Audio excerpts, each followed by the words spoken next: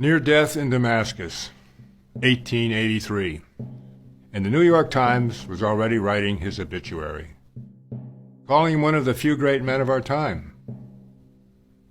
So who was he, and what made him so great?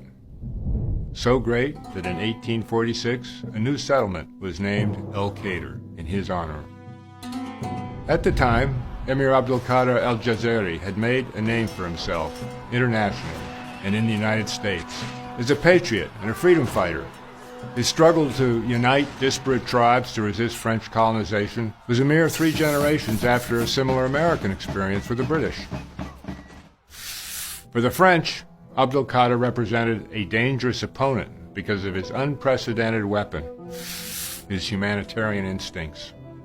This, coupled with religious guidance, caused him to treat French prisoners no differently than his own men when it came to food, medical attention, and respectful behavior. Such information, the French High Command did everything possible to keep suppressed. More than 20 years later, those same humanitarian instincts caused him to save thousands of Christian lives in Damascus during the Druze riots of 1860. This won him the admiration of leaders around the world, including President Abraham Lincoln, Queen Victoria, Pope Pius IX. Even his former enemy, France, awarded him the Legion of Honor, their highest recognition of valor. His behavior also won the admiration of Muslim leaders, including Imam Shamil, the famed freedom fighter of the Caucasus, and the Ottoman Sultan, Abdul-Majid I. Today, his bust holds an honored place in the foyer of the International Red Cross in Geneva, alongside that of founder Henri Dunant, a Swiss businessman and a European advocate of humane treatment of prisoners. Dunant had his own humanitarian instincts reinforced visiting Algiers when he learned of the uncommonly high standards that the emir held his men to, standards derived from a strict application of Islamic law. So who was he, this Abdul Qadir? He was a scholar, a warrior, a mystic, poet, diplomat, whose faith was drawn from the 11th century Sufi tradition, that of Abdul Qadir al-Jilani.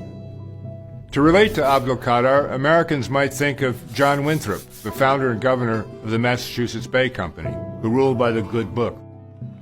To Algerians, they have considered Abdul Qadir as their George Washington since 1962, when they won their independence from France.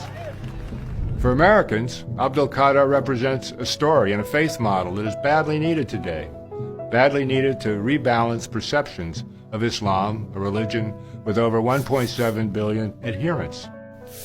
And for Muslims, the emir represents a much-needed source of pride and connection to the best in their own tradition.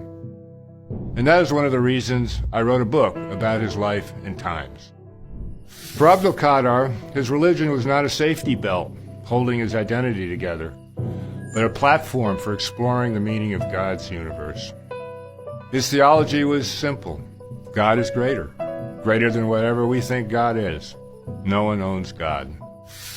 So how do Muslims today react to Abdul Qadir's Islam?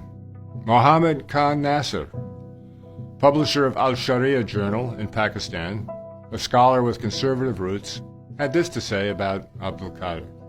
Abdul Qadir is not only a symbol of the Muslim concept of resistance and struggle against foreign domination, but also an embodiment of true theological, moral, and rational ideas taught by Islam.